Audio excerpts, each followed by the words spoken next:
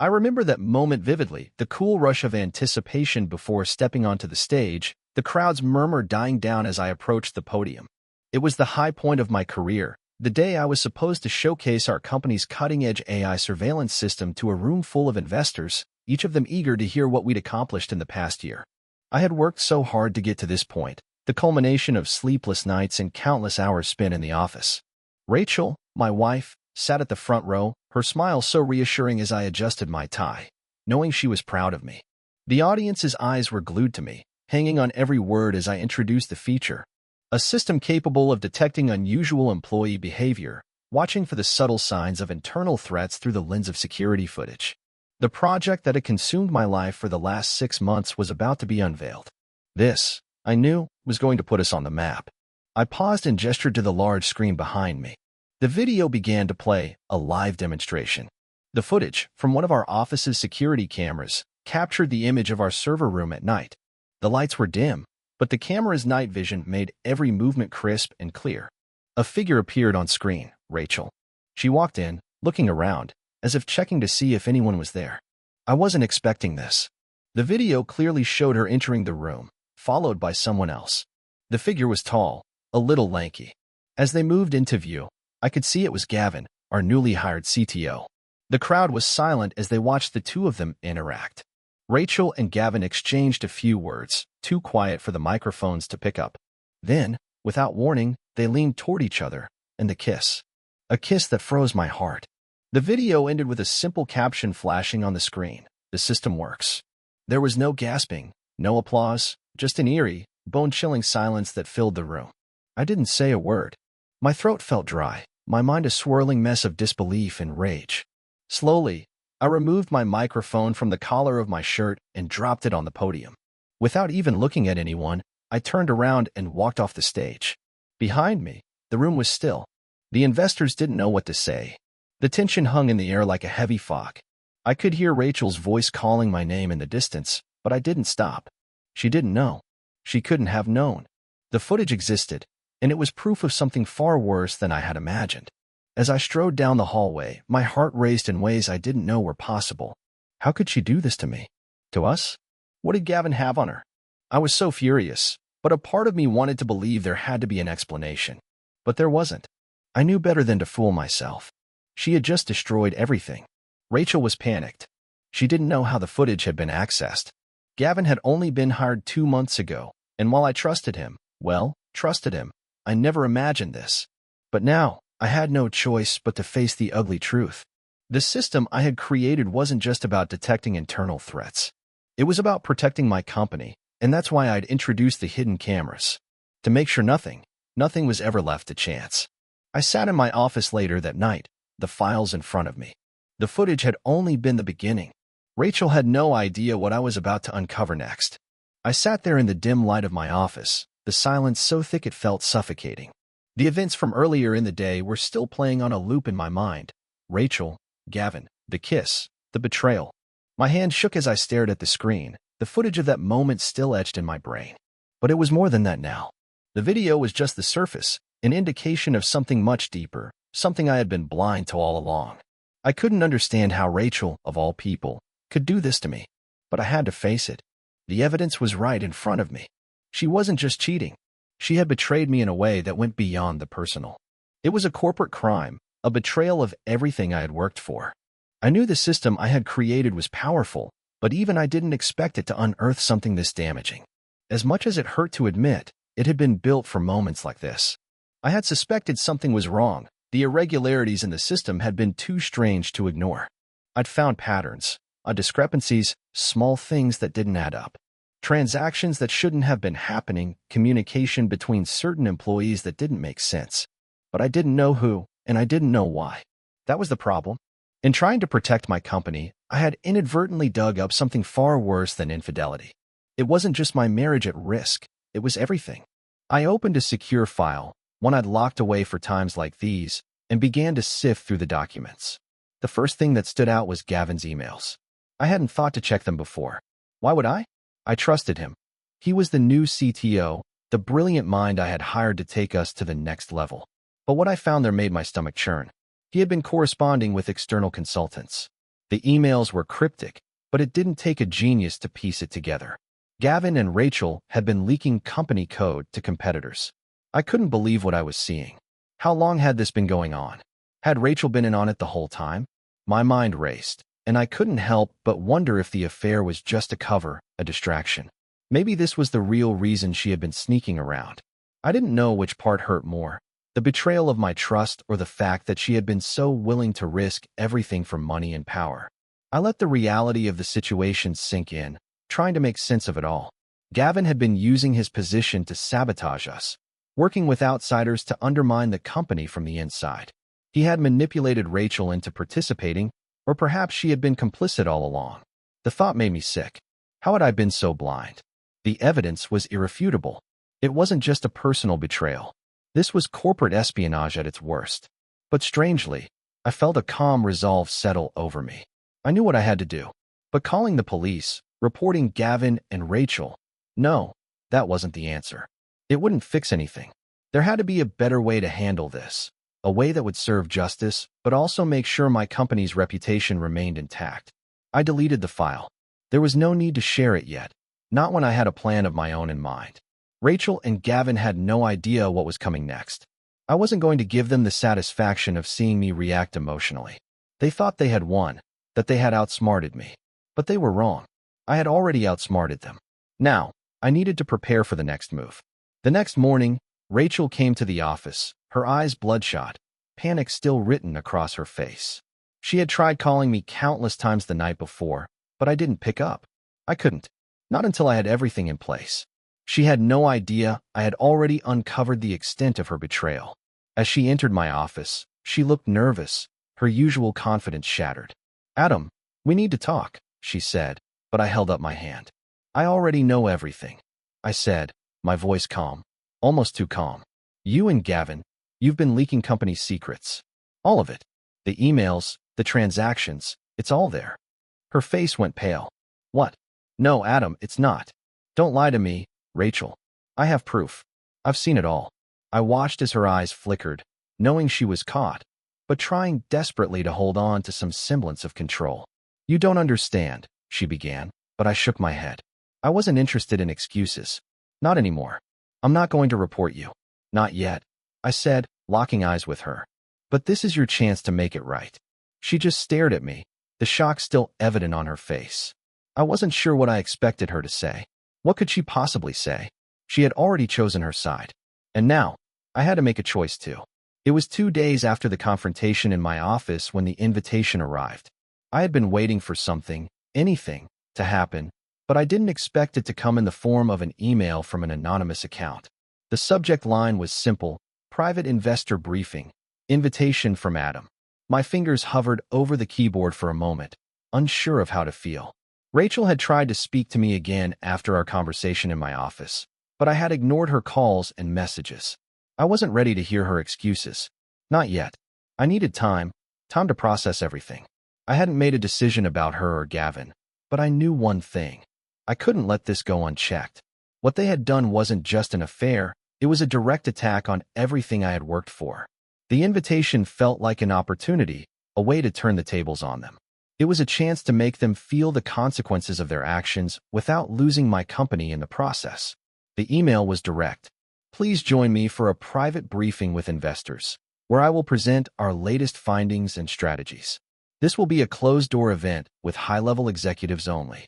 Details are below." It wasn't just the fact that it was from me. It was the fact that it was addressed to Rachel and Gavin both.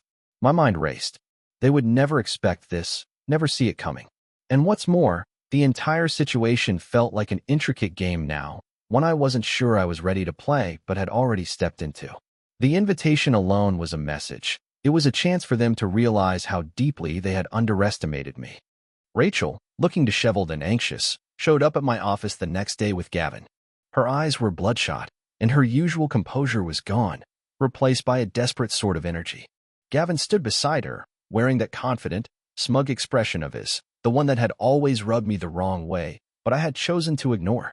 Now, everything about him felt like a mask, and I could barely look at him without the memory of the video flashing in my mind. But I held my ground. I hadn't called them there to have a heart-to-heart. This wasn't about repairing anything between us. This was about business. It was about keeping everything intact while exposing them for what they truly were. Adam, Rachel began, her voice shaky. We need to talk. This invitation, it doesn't make sense. What's going on? I didn't reply immediately. Instead, I motioned for them to sit. My office was sleek, minimalist, everything I had designed with the intention of projecting an air of success and innovation. It was a facade, but it was one I could control. I needed control now more than ever. They took their seats, and I glanced at Gavin, who still hadn't spoken. It was as though he knew what was coming. Rachel, Gavin, I began, my voice steady, even calm. I've arranged this briefing for a reason. The company needs to move forward. We have investors waiting, and I want them to understand how we handle issues like this. I want them to see that we're not just going to sit back and let internal problems fester. I let the words hang in the air, watching the weight of what I said land on them. Rachel's eyes darted to Gavin, her panic increasing by the second. She knew something was wrong. She could feel it. But I wasn't going to give her the satisfaction of explaining. Not yet. It's simple, I continued, the corners of my mouth twitching as I suppressed the anger that was threatening to bubble over. I found everything. The emails, the transactions, the messages. You thought I didn't know. You thought you were safe. I turned to Gavin, locking eyes with him. But you were wrong. The silence in the room was thick, suffocating, but I could see the change in Gavin. The smugness was gone, replaced by a nervousness I hadn't anticipated.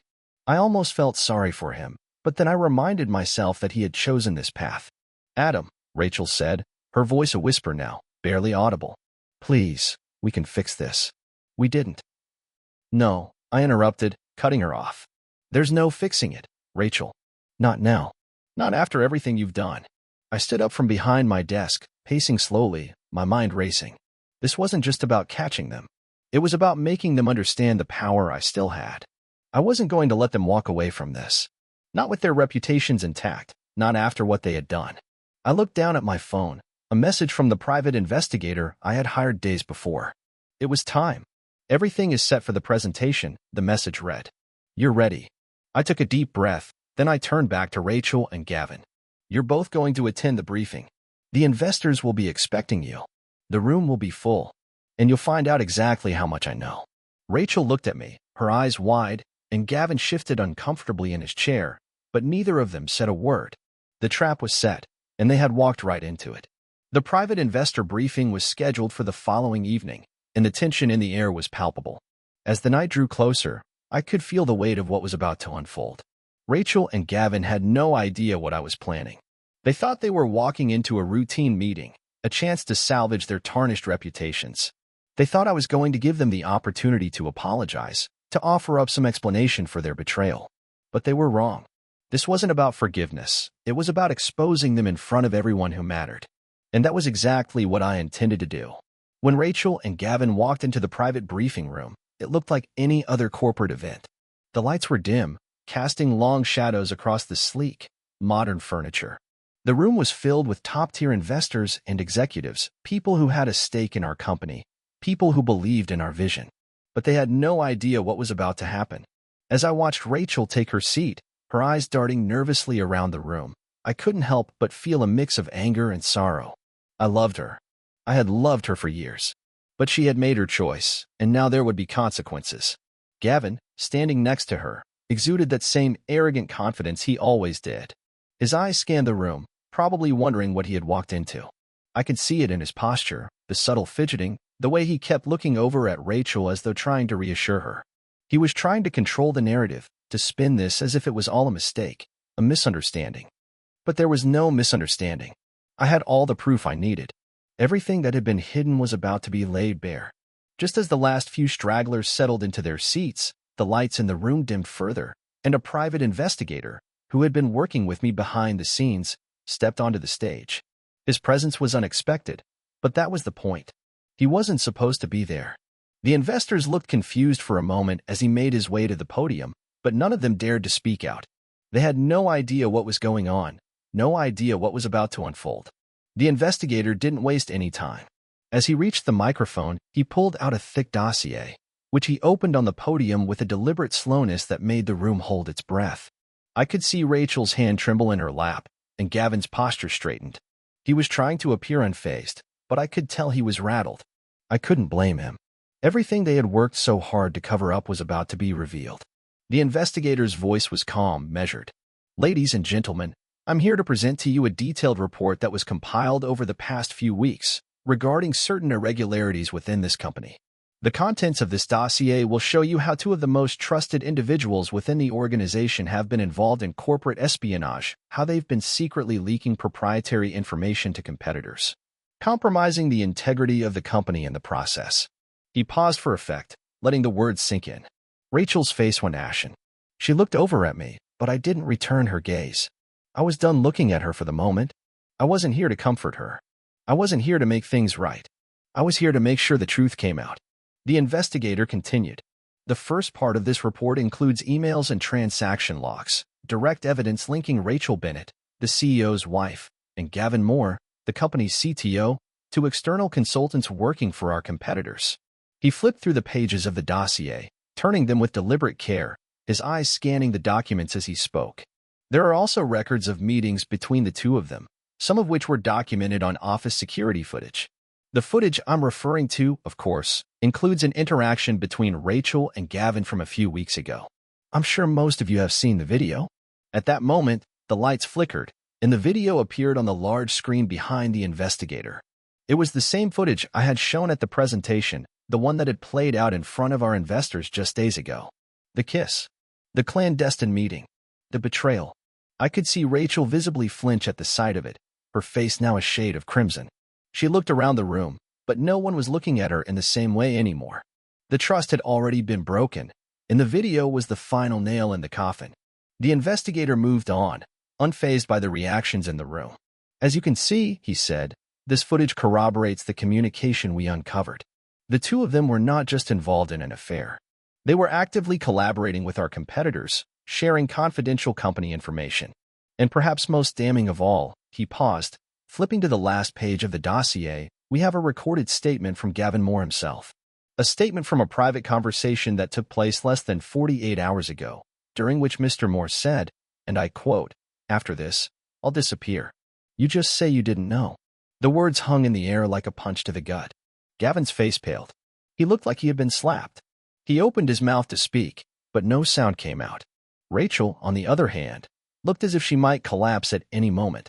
Her hand reached for Gavin's, but he didn't reciprocate. He didn't need to. It was over. The lies, the deceit, it was all exposed. There was nowhere for either of them to hide. The investigator concluded his presentation with a single statement, based on the evidence provided. I am requesting that immediate legal action be taken against both individuals for their involvement in corporate espionage and the breach of trust within the company. He turned to face the room. That will be all for now. There was no applause. No one moved. The room was dead silent, and the weight of what had just transpired pressed down on everyone. The investors were stunned, and even those who hadn't fully understood the magnitude of what was happening were now fully aware of the situation. Gavin was arrested right then and there, but Rachel was not. She was left standing in the room, alone, staring at the floor. I could feel the eyes of the investors on me now, some of them whispering among themselves, but I wasn't listening. I wasn't there for them. I was there for one thing, justice. As Rachel was escorted out of the room by security, she didn't look at me. She couldn't. And I couldn't bring myself to look at her either. Later that evening, I received an encrypted USB drive delivered to my office. It was from Rachel. Inside, there was a letter. I opened it slowly. The letter was brief, but it was enough. It was a confession. She had known everything. She had been fully aware of the consequences. But in the end, she had made a choice. She had chosen Gavin. She had chosen the money, the power, the thrill of betrayal over everything we had built together. And that was the last decision I would ever let her make. The final piece of the puzzle clicked into place the moment I read Rachel's letter. It was exactly as I had feared. The cold, detached tone in her words made my stomach turn. There was no remorse, no plea for forgiveness, just a simple, brutal confession. She had known what she was doing all along. She had chosen to side with Gavin, not just in the affair, but in the corporate espionage, in the betrayal of everything I had worked for. The letter was almost clinical in its simplicity. She spoke of the choices she had made, how she had been seduced by the promise of wealth, power, and freedom that came with bringing down the company from the inside. In the end, Rachel had chosen the thrill of the game, the excitement of playing both sides, over the stability and love we had once shared. And now, she was paying the price for it. The letter ended with a single line that haunted me long after I put it down. I chose my path, Adam, just as you chose yours. It felt like a betrayal on two levels. First, as a husband, and second, as a business partner. I had trusted her with everything. We built this company together. I had made her my equal, placed her in the front row at every major presentation, proudly introduced her to investors as my partner in every sense of the word. But it was all a lie. She had been working against me the entire time, and I had been too blind to see it. The worst part? She hadn't even tried to hide it. She had thought she was invincible, thought she could manipulate me into overlooking the signs, thought that she could get away with it without facing any consequences. But she was wrong. And now, she was gone. The woman I had loved, the one who had stood beside me at the podium, was nothing more than a distant memory. The pain of that realization cut deeper than I had expected. Gavin, on the other hand, was already in custody. His arrogance had evaporated the moment the investigator revealed his recorded confession. He had thought he was playing me, using his position to manipulate me and the company to his advantage. But when it came down to it, he was just another pawn in a game that he didn't understand. He had been caught, not just in the act of betraying me, but in the act of trying to sell out everything we had worked for. He was the classic example of someone who believed they were smarter than everyone else, only to fall victim to their own hubris. I had no sympathy for him, not after what he had done. He would face the full extent of the law, and I would make sure of it.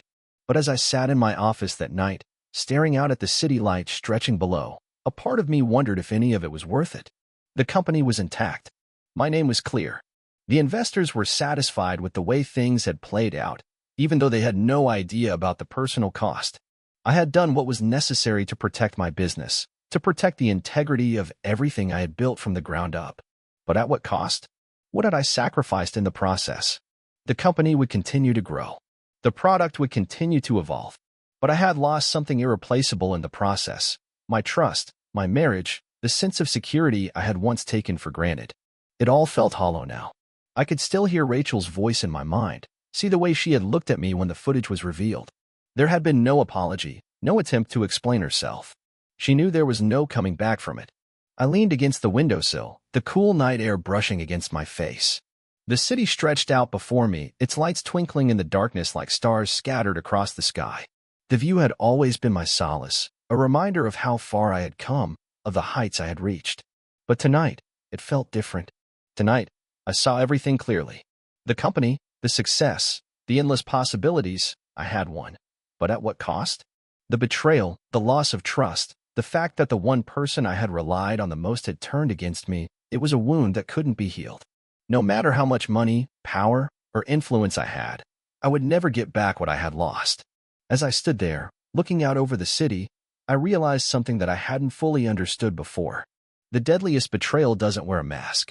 It doesn't hide in the shadows or plot behind closed doors. No, the deadliest betrayal smiles at you, stands next to you, whispers sweet promises in your ear. It comes from the person you least expect, the one you trust the most. And once it happens, there's no going back. No redemption. The damage is done, and all you can do is pick up the pieces and move forward. The sun would rise tomorrow, and the company would continue to thrive. The investors would still believe in us, still trust in my leadership. But the heartache, the loss, the feeling of being hollow inside, that would stay with me. And that, I realized, was the price of victory. I had won the battle, but I had lost something that would never come back. And in the end, it wasn't worth it. Not really. The deadliest betrayal doesn't wear a mask. It smiles.